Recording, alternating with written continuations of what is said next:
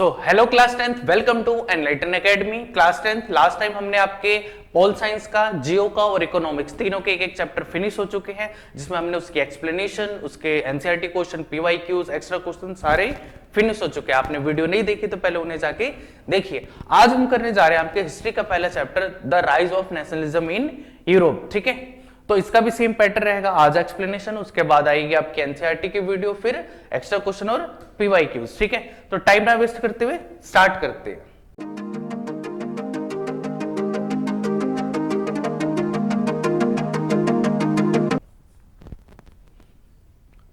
आपका इंट्रोडक्शन में पहला क्या आता है? आपका नेशन स्टेट, जिसका बार बार आपके चैप्टर में जिक्र होगा।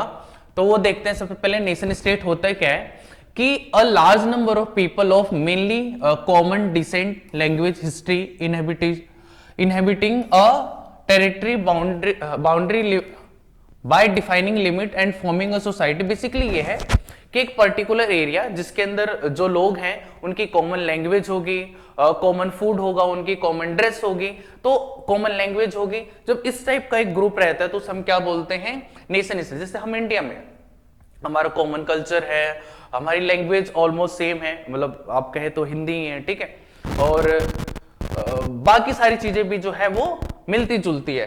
तो इस तरीके से हम क्या हो गया, एक नेशन स्टेट हुए। ठीक है, अब जो फ्रांस में एक आपके वो थे, पेंटर थे, जो आपके कार्टून वगैरह बनाते थे, चित्र वगैरह, उनका नाम था फ्रेडरिक सोरो। उनके अकॉर्डिंग देखते हैं कि वर्ल्ड क्या है। बेसिकली वो पेंटिंग बनाते थे और जो भी उनके माइंड में चलता था वो पेंटिंग के थ्रू जो थे वो शो करते थे। जैसे यहां पर उन्होंने एक यूटोपियन सोसाइटी की कल्पना की है। ठीक है, अब उन्होंने इसमें क्या दिखाया, आपने अगर देखा होगा, आपकी बुक का है ये, तो उसमें क्या है कि ये है आपका स्टैचू ऑफ लिबर्टी। इसके हाथ में एक टॉर्च है, दूसरी में बुक दिख रही होगी, वो बुक है आपकी ह्यूमन राइट्स की। ठीक है, उसके अलावा यहाँ पे गॉड है जो ब्लेसिंग दे रहे हैं। उसके अलावा आपने देख रहे होंगे यहाँ पे कुछ कचरा पड़ा हुआ है। ये किसका कचरा है? आपका मोनार्कियल सिस्टम का, कि बहुत सारी कंट्रीज है, आगे सबसे आगे आपकी यूएसए चल रही है, फिर नीदरलैंड, इस तरीके से जर्मनी, फ्रांस, उसके बाद रशिया, ये सारी की सारी कंट्रियां आगे चलती जा रही है और अपने साथ जो है वो जो मोनार्कियल सिस्टम का कचरा है वो यहाँ पर फेंकती हुई जा रही है और डेमोक्रेसी को एक्सेप्ट करती हुई जा रही है। तो बेसिकली ये फ्रेडरिक सोरू थे, उन्होंने अपने पूरे माइंड में क्रिएट किया था और फिर उसको अपने पेंटिंग के थ्रू उतार दिया। यहां पर समझ आया? तो ये he is a French artist who represented a series of paintings in 1848। He visualised his dreams that is a world of social and democratic Republic, जो मैंने आपको बताया यहां पे। In Soru Utopian's vision, the people of the world are grouped and distinct nation. They are identified through their flag and national costume, है ना? कि Frederick सोरू यहाँ पे ये दिखा रहे कि हर एक जो कंट्री है उसका अपना एक पर्टिकुलर फ्लैग है और उनकी एक पर्टिकुलर ड्रेस होती है जो उनकी आइडेंटिफाई करती है, उन्हें अलग बनाती है बाकी कंट्रियों से। ठीक है, आगे आपने देखा होगा इसमें आगे कौन लीड कर रहा है? यूएसए, उसके बाद आता है आपका स्विट्जरलैंड, उसके पीछे जर्मनी, फ्रांस, रशिया, ये सारे जा रहे हैं और साथ में जो अपने कहते हैं मोनार्कियल सिस्टम का जो कचरा है उसको फेंकते हुए जा रहे हैं। तो ये था आपका यहां पर। ठीक है, अब चलते हैं आगे।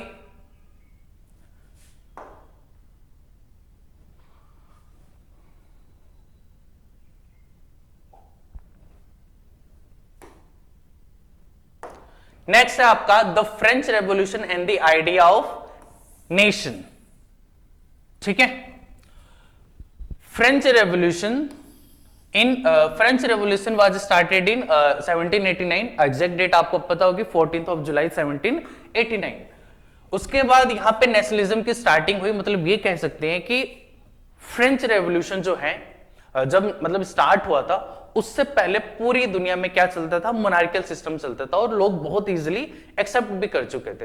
पर फ्रांस में ये फर्स्ट टाइम ऐसा हुआ था कि लोगों ने थोड़ी सी सोचना स्टार्ट किया, थोड़ी लॉजिक ढूंढना स्टार्ट किया हर बात के पीछे। ठीक है, तो उन्हें लगा कि सिर्फ राजा ही हमारे पे क्यों रूल करे, हम ऐसा ग्रुप बनाते हैं जिसमें हम ही इलेक्ट करके अपने एक रिप्रेजेंटेटिव रखेंगे और वो हमारे लिए काम करेगा। बेसिकली डेमोक्रेसी का आइडिया, लिबरलिज्म का आइडिया, सारी चीजें वहीं से क्रिएट होनी स्टार्ट हुई। इसलिए हम आज इस चैप्टर को हर जगह पढ़ते हैं, ठीक है, और आपके सिलेबस में भी है।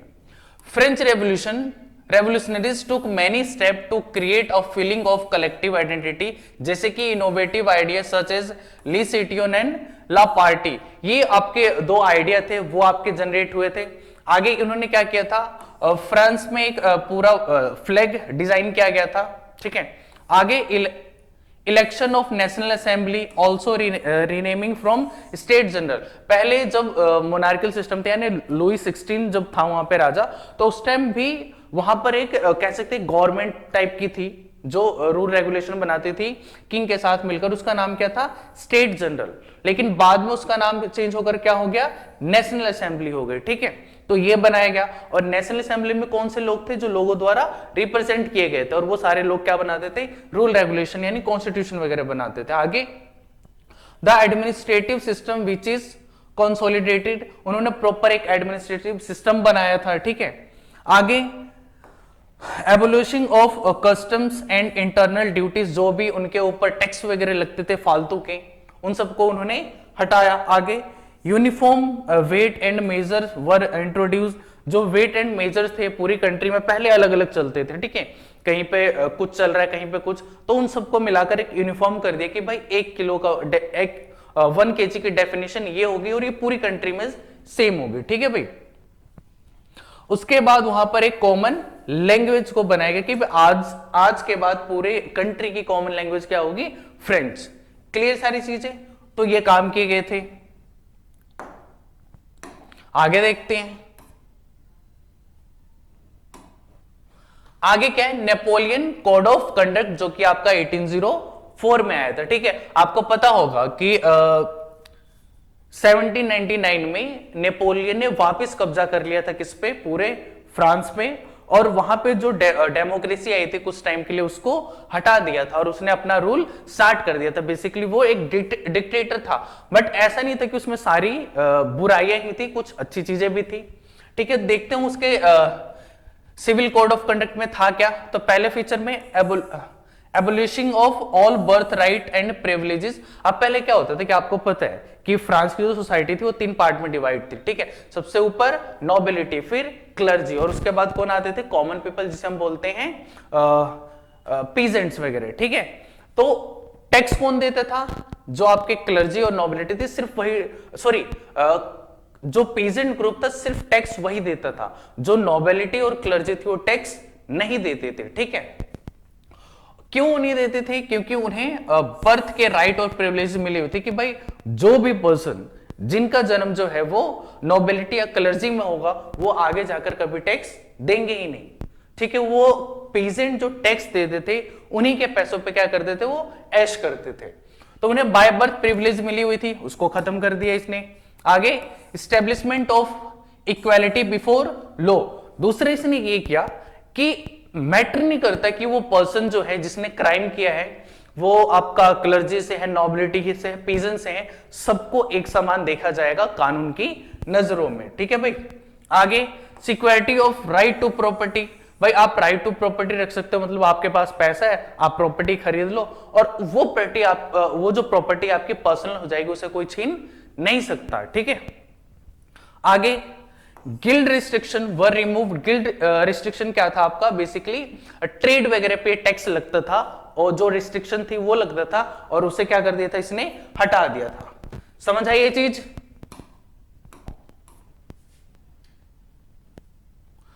अब आते हैं क्या कि the aristocracy and the new middle class. अब हुआ क्या, एरिस्टोक्रेट कौन थे, बेसिकली नोबल्स थे, जो राजा थे, उसके मिनिस्टर्स वगैरह, उसके ब्यूरोक्रेट्स वगैरह, वो सारे किस में आते थे, एरिस्टोक्रेट में।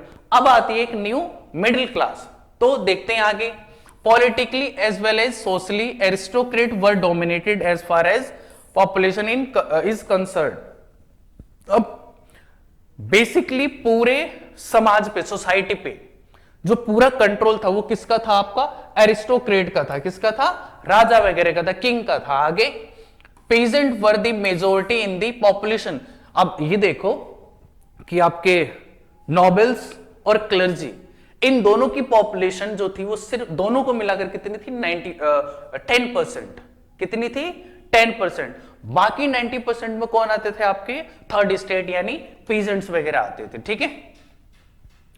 बट उन पे डोमिनेट कौन करता था, तो एरिस्टोक्रेट करते थे, ठीक है, जो राजा वगैरह थे। आगे, since industrialisation in England a new social class known as working class were emerge. अब हुआ क्या कि धीरे धीरे इंग्लैंड के अंदर में इंडस्ट्रियलाइजेशन जो थी उसकी स्टार्टिंग हुई, लोगों पर पैसा आने लग गया, थोड़ी बुक वगैरह पढ़ने लग गए, तो उनका क्या होगा, माइंड डेवलप हुआ और चीजों को थोड़ी सी लॉजिकली सोचने लगे। तो कुछ ऐसी जो आपके इंटेलेक्चुअल लोग थे वो समाज में निकल कर आए, और उसी क्लास को हम क्या बोलते हैं, आपकी न्यू मिडिल क्लास बोलते हैं। क्या बोलते हैं उन्हें, न्यू मिडिल क्लास बोलते हैं। समझ आए कौन थे वो लोग, जो थोड़ी सी मतलब बहुत ज्यादा अमीर नहीं, बहुत ज्यादा गरीब नहीं, जितने भी ट्रेडर्स थे आपके, बड़े फार्मर्स थे, वो जिनके पास थोड़ी बहुत पैसा आ गया, तो वो जो लोग थे वो थोड़ी लॉजिकली सोचने लगे, तो वो कौन से थे आपके मिडिल क्लास वाले, ठीक है। What did liberal nationalism stand for. The term liberalism, liberalism का मतलब क्या होता है आपका थोड़ी सी छूट देना, है ना, क्या कर रहा है, थोड़ी सी छूट देना।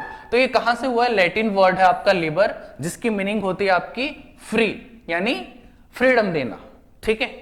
आगे, the right to vote and to get elected was granted exclusively to property owning man. अब होता है, कहते हैं कि जो राइट टू जो मतलब ये है, जो राइट टू वोट है, और दूसरा जब आप इलेक्शन में एज ए रिप्रेजेंटेटिव खड़े होते हैं, तो वो सब किसको, मतलब वो राइट्स किसको मिलते थे, जो मैन जिसके पास अपनी प्राइवेट प्रॉपर्टी थी। तो जिस पर्सन के पास अपनी प्राइवेट प्रॉपर्टी थी उसी को क्या था, आपका राइट टू वोट था, और वो एज ए रिप्रेजेंटेटिव भी इलेक्शन में खड़ा हो सकता था। बट जिन पर्सन के पास अपनी प्रॉपर्टी नहीं थी और वुमेन्स, उनको ये पॉलिटिकल राइट्स नहीं मिले थे। आप देखिए कि जो आपका ये है फ्रेंच रेवोल्यूशन, वो 1789 में स्टार्ट हो चुका था, लेकिन फ्रांस के अंदर वुमेन्स को जो आपके वोटिंग राइट्स थे वो कब मिले थे आपको, 1946 में। कब, 1946 में, इतनी लेट मिले थे, ठीक है। आगे, इन 1834 अ कस्टम यूनियन, जिसे हम क्या बोलते हैं, Zollverein, was formed at the initiative of Prussia and join many most of the German state. उसके बाद आपकी एक ट्रेड यूनियन बनाई गई, कस्टम यूनियन, जिसका नाम था क्या, ज़ोल्वरिन, और इसको बहुत सारी कंट्रियों ने इसे ज्वाइन किया था। और इसका काम क्या था, टैरिफ्स के जो वेरियस बैरियर थे, मतलब बेसिकली टैक्स जो लगाया जाता था एक्स्ट्रा, उन सबको हटाना। बाद में इसने क्या किया था, अलग अलग करेंसी चलती थी पूरी कंट्री में, मतलब कहीं पे कुछ कंट्री करेंसी चल रही है, कहीं पे कोई करेंसी चल रही है, तो वो टोटल लगभग 30 के आसपास थी। मतलब आपको पूरी कंट्री में अगर जाना है तो आपको करेंसी बार बार चेंज करानी पड़ेगी, ठीक है, उनकी वैल्यू क्योंकि चेंज होती रहती है। तो बाद में 30 से इसको कितना कर दिया गया, सिर्फ 2, यानी पूरी कंट्री में करेंसी कितनी चलेगी, सिर्फ 2। पहले कितनी थी, 30। क्लियर है चीज।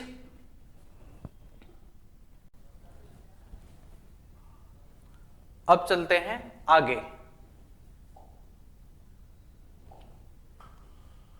हाँ, तो अगला टॉपिक क्या है अपना, कि अ न्यू कंजर्वेटिज्म आफ्टर 1815। देखते हैं इस टॉपिक में क्या है। तो बेसिकली क्या है कि मेजर यूरोपियन पावर 1815 में, अब हुआ क्या था कि जब 1799 में नेपोलियन आया था, और उसके बाद उसने क्या किया था कि जो भी उसका कोड ऑफ कंडक्ट है वो क्या करेगा, पूरे यूरोप में इंप्लीमेंट कराएगा। मतलब पूरे यूरोप को बेसिकली वो जीतना चाहता था और हर जगह से मोनार्कियल सिस्टम हटाना चाहता था, ठीक है। तो ये था। अब हुआ क्या कि 1815 में एक बैटल हुई, बैटल ऑफ वाटरलू, जिसमें एक तरफ था फ्रांस यानी नेपोलियन, और दूसरी तरफ था आपके कौन, Britain, Russia, Prussia and Austria, और इन सब ने मिलकर नेपोलियन को हरा दिया। और उसके बाद उन्होंने एक ट्रीटी साइन करवाई उससे, ट्रीटी ऑफ वियना। अब उसमें क्या था कि power was restored bye bourbon dynasty. अब हुआ क्या कि नेपोलियन तो फ्रांस में हार गया, तो नेपोलियन से मतलब फ्रेंच रेवोल्यूशन स्टार्ट होने से पहले जो बर्बन डायनेस्टी थी जिसमें लुई 15, 16, 14 ये रूल कर रहे थे, वो बर्बन डायनेस्टी वापस रूल में आ गई और नेपोलियन हट गया। दूसरा, during the Napoleon war France lost all it's territories. अब फ्रांस ने मतलब नेपोलियन या फ्रांस ने जो भी टेरिटरी आसपास की जीती थी वो सारी की टेरिटरी वापस चली गई, ठीक है, मतलब सारी टेरिटरी उसने लॉस कर दी, ठीक है। 39 state of the German confederation were formed by Napoleon, वो भी आपकी अनटच रह गई, जो भी इन्होंने आपकी कॉन्फेडरेशन बनाई थी वो सारी की सारी धरी की धरी रह गई थी। आगे, on the French boundary border were made to prevent France from expansion. अब हुआ क्या था कि फ्रांस के आसपास जो कंट्री थी उन्होंने वहां पर बाउंड्री बना दी थी कि फ्रांस का जो भी लोग हैं, जो भी इन्फ्लुएंस है वो हमारी कंट्री में ना पहुंचे, ठीक है। तो फ्रांस के अलावा बाकी कंट्री में मोनार्कियल सिस्टम चल रहा था और जितने भी किंग थे वो ये सोच रहे थे कि हम कहीं फ्रांस में जो रेवोल्यूशन हुआ हमारी कंट्री में ना हो जाए और कहीं हमारी गद्दी ना छिन जाए। तो उन्होंने फ्रांस को हराया और फ्रांस के चारों तरफ उन्होंने बाउंड्री बना दी कि भाई अपना ये रेवोल्यूशन है वो अपनी कंट्री तक रखो, हमारी कंट्री तक उसका इफेक्ट मत आने दो। तो ये सारे कोड ऑफ कंडक्ट आपके साइन हुए थे, ठीक है। आगे चलते हैं, द रेवोल्यूशनरीज, ठीक है। In 1815 secret society were form in many European state to train revolutionaries and spread their ideas. अब 1815 के बाद जो भी आपके लिबरल माइंडेड पर्सन थे वो, क्योंकि नेपोलियन हार चुका था, वापस बर्बन डायनेस्टी आ चुकी थी, तो अब बर्बन डायनेस्टी जब आ गई थी तो जो लिबरल या फिर फ्रीडम की डिमांड उठाते लोग उनको सजा दी जाती थी। तो फिर ये जो काम चल रहा था आपका फ्रीडम लेने का, वो आपका क्या चल रहा था, सीक्रेटली चल रहा था। तो इसलिए बहुत सारी आपकी सोसाइटीज बनाई गई थी रेवोल्यूशनरीज द्वारा। उसमें आपके पहले अब काम क्या था उनका, वही लिबर्टी और फ्रीडम को लेना। अब इसके लिए एक इटालियन रेवोल्यूशनरी था जिसका नाम था गौज़ब मजीनी, जो कि गोयाना में बर्थ हुआ था इसका 1807 में। Founded to more undergrounded society, पहले का नाम क्या था आपका, यंग इटली, ठीक है। कहां बनाई गई थी, मर्साइल्स में। आगे, he founded Young Europe in Berne, तो दो सोसाइटी बनी, एक यंग इटली और दूसरा यंग यूरोप। किसने बनाई थी, गौज़ब मजीनी ने। अब इनका काम क्या था कि whose member were like minded young man from Poland, France, Italy and German. अब यंग यूरोप में क्या थे आपके जितने भी पोलैंड, फ्रांस, इटली, जर्मनी से जो यंग पीपल थे और जो लिबरलिज्म को प्रमोट करना चाहते थे, ठीक है, तो वो सारे उन सबको मिलाकर एक ग्रुप बनाया गया था। क्लियर है चीजें। आगे आते हैं, द एज ऑफ रेवोल्यूशन आपका 1830 से 1848 के बीच में। इन जुलाई 1830 Bourbon king were overthrown by liberal revolutionaries who installed a constitution monarchy with Louis Philippe and its head। अब हुआ कहते कि 1830 में जो आपके रेवोल्यूशनरीज थे, लिबरल रेवोल्यूशनरीज, उन्होंने क्या किया था कि जो बर्बन डायनेस्टी का राजा था उसको उठा के, ठीक है, उसको राजगद्दी से हटा दिया था, ठीक है। आगे, the July revolution sparked the uprising in Brussels. अब जुलाई रेवोल्यूशन हुआ था जिसकी वजह से जो बेल्जियम की कैपिटल है ब्रसेल्स में और पूरे बेल्जियम में, वहां पर भी बहुत ज्यादा मतलब वो हुआ था, अपराइजिंग स्टार्ट हो गई थी और वो भी यूनाइटेड किंगडम से अलग हो गए थे, मतलब पहले उसमें आते थे, कब्जा कर रखा था बेसिकली यूके ने, फिर वो अलग हो गए। उसके बाद 1921 में ग्रीक में भी इंडिपेंडेंस के लिए स्ट्रगल स्टार्ट हो गई। तो कहने का मतलब ये पूरा धीरे धीरे पूरे यूरोप में जो फ्रांस का कॉन्सेप्ट है वो पूरे यूरोप में फैलने लगा था कि भैया अब हमें भी क्या चाहिए, इंडिपेंडेंस चाहिए, राइट्स चाहिए, फ्रीडम चाहिए, ये सारी चीजें, ठीक है। अब देखते हैं कि the romantic imagination and national feeling, ये वो वाला रोमांटिक नहीं है जो आप सोच रहे हो रोमांस वाला, ठीक है, थोड़ी सी हट के। रोमांटिसिज्म एक कॉन्सेप्ट है, ठीक है, देखते हैं इसमें क्या है। Culture played an important role in creating the idea of nation. आपने फील भी क्या होगा मैं आपको बताता हूं, जैसे कि अब देखते होगे कि आप कभी कहीं बाहर जाओ, मतलब अपने स्टेट से या फिर अपनी कंट्री से बाहर जाते हो और बाहर जाने के बाद आपको एक ऐसा पर्सन मिलता है जो आपके गांव के आसपास का होता है और आपकी लैंग्वेज बोल रहा हूं, तो उससे अलग लेवल की अटैचमेंट हो जाती है आपकी। या फिर फॉरेन में जाओ, ठीक है, हम इंडियन और दूसरा इंडियन मिल जाए आपको, तो उसके साथ बॉन्डिंग अच्छी हो जाएगी, क्योंकि लैंग्वेज सेम हमारा, कल्चर सेम हमारा, बहुत सारी चीजें मिलने लग जाती है, ठीक है। आप कभी भी हमारे फ्लैग को देखोगे, जो हमारा ट्राई कलर फ्लैग है, उसको आप क्या करोगे, अगर आपको कहीं पर भी वो गिरा हुआ होगा तो आप उसे उठाओगे और कहीं पे मतलब साथ में रख लोगे, ठीक है, कहने का मतलब उसको रिस्पेक्ट दोगे। तो यही सारी चीजें होती है आपका पेंटिंग के थ्रू, सॉन्ग्स के थ्रू, जो आपने देखा बहुत सारे पेट्रियोटिक सॉन्ग होते हैं जिनको मतलब सुन के जोश सा आ जाता है, ठीक है। तो वो उस टाइप की सारी चीजें जो होगी जिसकी वजह से हमारे अंदर नेशनलिज्म की फीलिंग आती है, तो उसको हम क्या बोलते हैं, रोमांटिक या फिर रोमांटिसिज्म, ठीक है। तो culture play an important role in creating the idea of nation, जिसे आर्ट एंड पोएट्री के थ्रू, स्टोरीज के थ्रू, म्यूजिक के थ्रू हम क्या करते हैं, अपनी पेट्रियोटिक या फिर नेशनलिस्ट फीलिंग को शो करते हैं। Romanticism was a cultural movement which slowed to develop a particular form of nationalist sentiment, है ना। जब गाना हम सुनते हैं तो अलग से हमारे अंदर फीलिंग से आ जाती पूरी, है ना। तो language also played important role in developing nationalist sentiment. अब मैंने आपको बताया है ना कि अगर आप दूसरी कंट्री में जाते हो, वहां पे हमारे लैंग्वेज का एक बंदा मिल गया जो हमारी लैंग्वेज बोल रहा हो, हमारी कंट्री का, तो उसके साथ अलग ही अटैचमेंट हो जाती है। तो वही सारी सीन होती है यहां पर भी। आगे, the Russian language was imposed everywhere and in 1831 N armed rebellion against Russian took place which was ultimately crossed. अब वो कहते कि पूरे रशियन लैंग्वेज को हर जगह इंप्लीमेंट किया गया था, ठीक है, लेकिन 1831 में वहां पे आर्म्स रेवोल्यूशन हुआ, जिसकी वजह से जो रशियन रूल था उसको हटा दिया गया, ठीक है, और कंप्लीटली क्रैश कर दिया गया, ठीक है।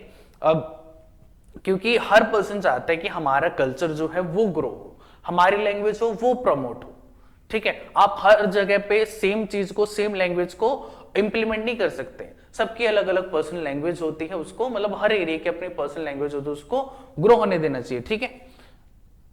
जैसा आपको पता है कि हमारे इंडिया में कभी भी ऑफिशियल लैंग्वेज हिंदी को हम नहीं डिक्लेयर कर पाए। रीजन, क्योंकि साउथ में तमिलनाडु है, तमिलनाडु के लोग ये बोलते हैं कि भाई हमारी तमिल जो है वो पुरानी है, इसको इंप्लीमेंट करो अगर आपको ऑफिशियल लैंग्वेज करनी है, क्योंकि वो हिंदी से भी पुरानी है।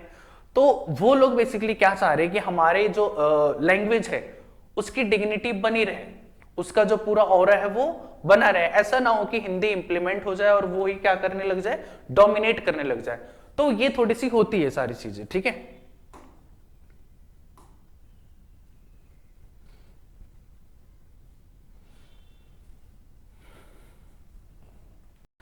अब बात करते हैं हम यूनिफिकेशन ऑफ इटली की। तो उससे पहले मैप देखते हैं।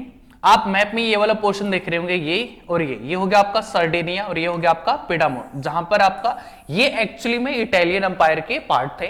मतलब यहाँ पे जो राजा भी था, जो आपका इमैनुअल, वेक्टर इमैनुअल सेकंड था, वो यहीं पर ही रूल करता और असली इटली यही था।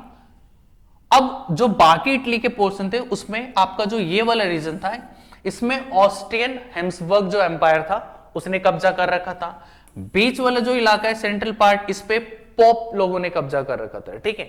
और जो साउथ वाला रीजन है इसमें स्पेनिश लोगों का कब्जा था, ठीक है। अब देखते हैं गौजप मजीनी, ठीक है, उन्होंने क्या किया कि उन्होंने एक यंग इटली नाम की एक सीक्रेट सोसाइटी बनाई और उसका काम क्या था कि जो इनके विजन्स हैं, गौजम मजीनी के जो विजन्स हैं कि भाई मुझे इटली को यूनाइट करना है, उसको स्प्रेड करने के लिए उन्होंने ये सीक्रेट सोसाइटी बनाई थी आपकी यंग इटली। उनका मानना ये था कि भाई इटली जो है ऐसे टूटे फूटे पार्ट में नहीं रह सकती, हमें इसे यूनाइट करना ही पड़ेगा, ठीक है भाई। तो उन्होंने 2-3 अटेम्प्ट भी किए 1831 में और 1848 में, बट ये फाइनली फेल रहे थे। तो अब हुआ क्या कि, और ये जो इटली था जनरली 7 पार्ट में डिवाइड था, मेनली मैंने आपको बता दी। अब 7 में से कोई भी इस चीज के लिए राजी नहीं था कि हमें क्या करना है, इटली को यूनाइट करना है। तो फाइनली जो इमैनुअल वेक्टर थे यानी सर्डेनिया और पिडामोंट के, इन्होंने फाइनली अपनी जिम्मेदारी उठाई कि भाई मैं करूंगा किसको, इटली को यूनाइट। और उन्होंने अपने जो मिनिस्टर था काउंट डी कैवर, उनको बोला कि भाई आपका काम है इस पूरे इटली को यूनाइट करना। अब ये जो भाई साहब थे वो बहुत ज्यादा चालाक थे, इन्होंने सबसे पहले अपना टाई अप बढ़ाया किसके साथ, फ्रांस के साथ। तो कैवर ने फ्रांस के साथ मिलकर जो ऊपर वाला ये नॉर्दर्न पार्ट वाला रीजन है आपका कौन सा, ऑस्ट्रेलियन हेम्सबर्ग वाला, तो यहां पर ऑस्ट्रेलियन फोर्सेस को हरा दिया। कब, 1859 में। अब वो कहां चले गए, सीधा साउथ में। तो साउथ में जो लोकल यहाँ के पेजेंट थे, फार्मर्स थे, उनके साथ मिलकर जो ये स्पेनिश वाला रीजन था इसको भी हरा दिया, जो भी स्पेनिश रूल था यहाँ पे उनको भगा दिया। अब जब ये भी जीत लिया, ये भी जीत लिया, तो जो है कि पोप लोग थे वो थे आपके डर गए बेसिकली, ठीक है। उन्होंने देखा कि उन्होंने आर्मी भेज भेज के यहाँ पे तो जीत लिया, कहीं हमें भी लठना पड़ जाए तो निकल लेते हैं हम चुपचाप, तो ये भी चुपचाप निकल गए। तो ये पूरा रीजन क्या हो गया, खाली। और अब क्या हो गया, पूरा इटली यूनाइट हो गया। तो इस तरीके से पूरे इटली का यूनिफिकेशन हुआ आपका, ठीक है भाई, क्लियर है चीज।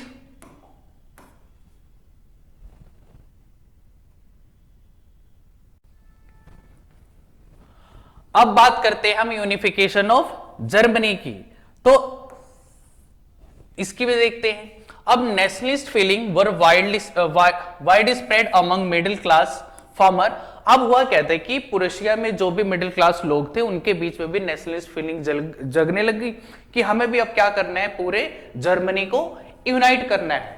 इन्होंने बहुत सारे ट्राई भी किए, बट वो जो यहाँ की आर्मी थी उसने उसको सप्रेस कर दिया। किसकी, जो मोनार्कियल सिस्टम की, मतलब जो वहां पे राजा था उसने अपनी फोर्सेस वगैरह भेजे, अपनी मिलिट्री भेजी और पूरे के पूरे जो मूवमेंट था उन लोगों का उसको सप्रेस कर दिया।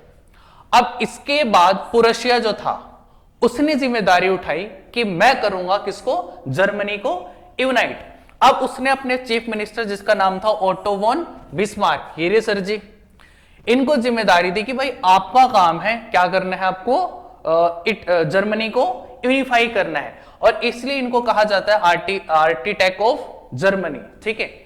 इन्होंने क्या किया, इनकी मिलिट्री में मतलब कमांड बहुत अच्छी थी, उसके बाद ये ब्यूरोक्रेट काफी अच्छे थे, तो अपनी मिलिट्री और ब्यूरोक्रेसी की स्किल से इन्होंने 7 साल में 3 वॉर लड़ी। किस किस को हराने के लिए, तो डेनमार्क, ऑस्ट्रिया और फ्रांस को हराने के लिए, ठीक है। तो 3 साल में मतलब 7 साल में 3 वॉर लड़ी, किसके खिलाफ, डेनमार्क, आपका ऑस्ट्रिया और फ्रांस को, तीनों को हरा दिया। और उसके बाद इन्होंने क्या किया, जो पूरी टेरिटरी थी उस पर कब्जा करके और पूरे इटली को यूनाइट कर दिया। और फाइनली जनवरी 1871 में जो आपके कैसर विलियम थे फर्स्ट, उन्होंने डिक्लेयर कर दिया एज ए यूनिफाइड जर्मन का रूरल, ठीक है भाई। तो इस तरीके से ओटो वन बिस्मार्क जो थे उन्होंने जितवाया, मतलब यूनाइट किया पूरे जर्मनी को।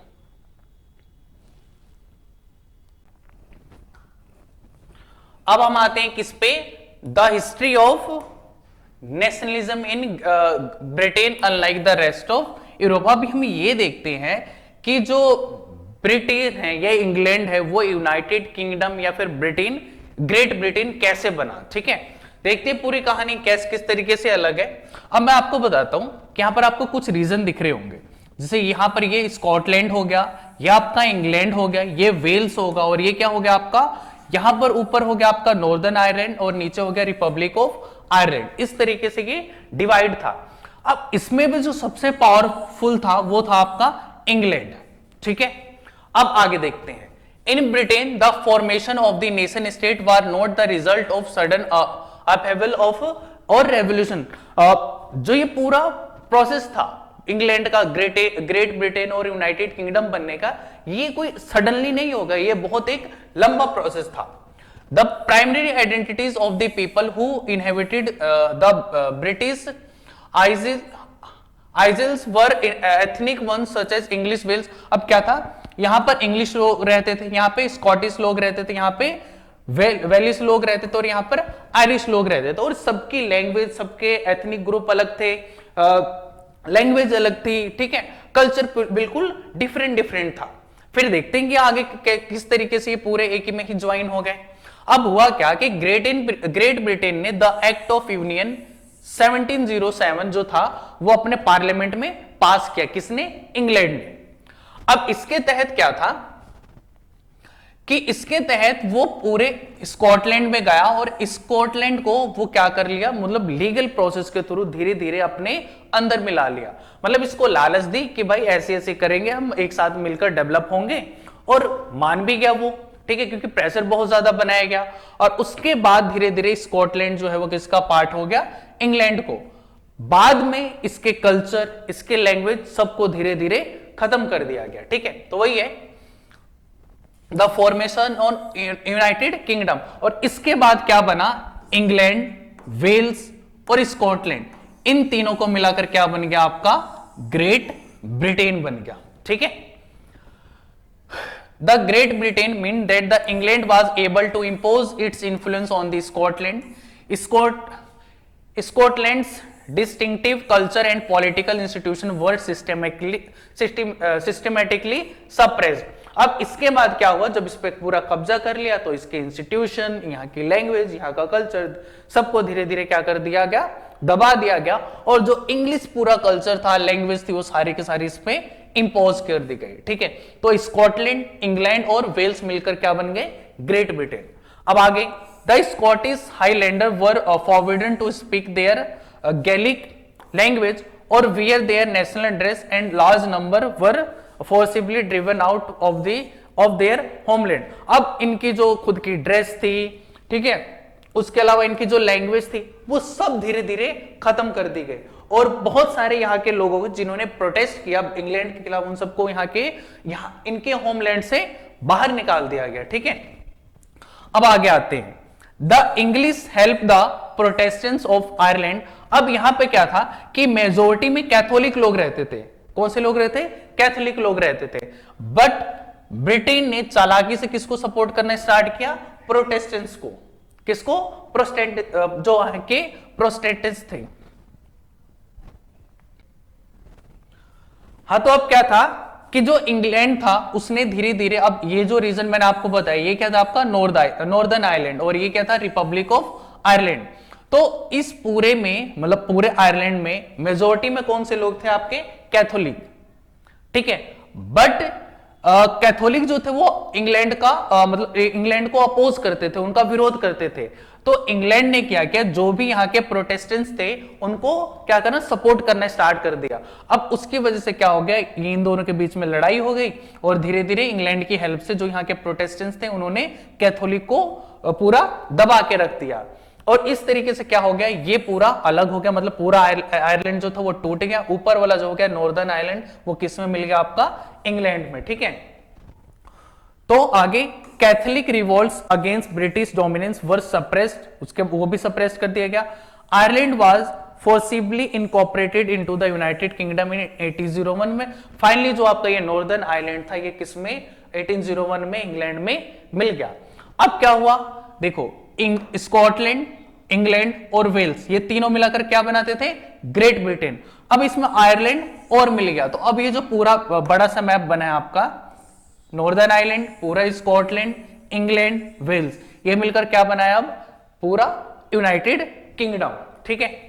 अब इस तरीके से पूरा ये यूनाइटेड किंगडम बन गया। अब फाइनली उसने क्या, अपनी सुपरमेसी को ऊपर रखने के लिए इसने क्या किया कि ब्रिटेन ने, इंग्लैंड ने अपना ब्रिटिश फ्लैग जो था वो हर कंट्री में, मतलब जो भी कब्जा किया था इसने, उन सब में अपना ब्रिटिश फ्लैग लगा दिया। अपना ही नेशनल एंथम जो था वो इंपोज किया गया। जो इंग्लिश लैंग्वेज थी वो पूरा इंपोज किया गया, ठीक है, जिससे ये लोग धीरे धीरे अपने कल्चर को भूल जाए और क्या एक्सेप्ट कर ले, इंग्लैंड का कल्चर। और हुआ भी यही। और उसके बाद धीरे धीरे धीरे धीरे क्या हुआ, कंप्लीटली कब्जा कर लिया और यहाँ का जो कल्चर थे वो सबको बर्बाद करके इंग्लिश कल्चर जो था वो पूरे में डोमिनेंस में आ गया। और इस तरीके से आपका पूरा यूनाइटेड किंगडम फॉर्म हुआ। क्लियर ये चीज।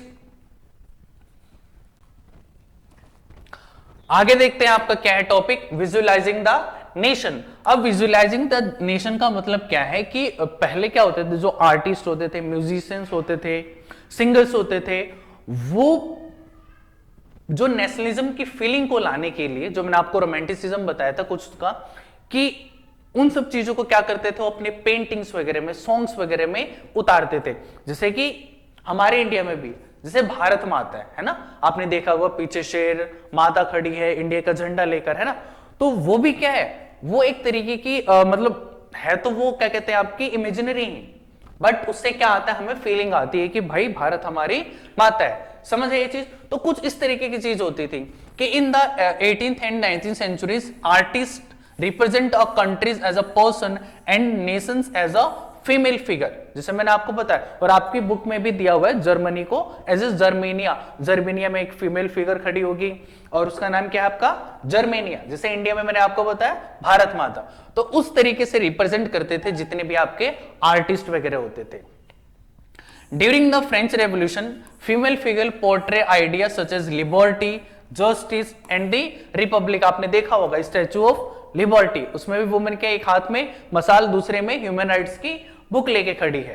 Liberty is represented as a red cap of और a broken chain and justice as a blindfolded woman carrying a pair of weighing scale. तो इस तरीके से हम क्या करते थे, बहुत सारी चीजों को हम वुमेन्स की हेल्प से रिप्रेजेंट करते, तो इसे हम क्या बोलते हैं, विजुअलाइजिंग ऑफ नेशन। ठीक है,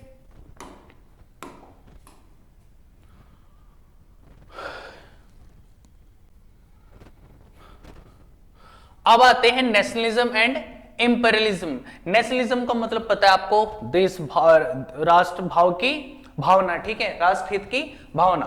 और इंपेरियलिज्म का मतलब क्या होता है, अपने एरिया को बढ़ाना। अब देखते हैं कि modern Balkans included Bulgaria, Croatia, Greece, Romania, Bosnia Herzegovina, Albania, Serbia, Macedonia, Montenegro and Slovenia. These area were made explosive by romantic nationalism।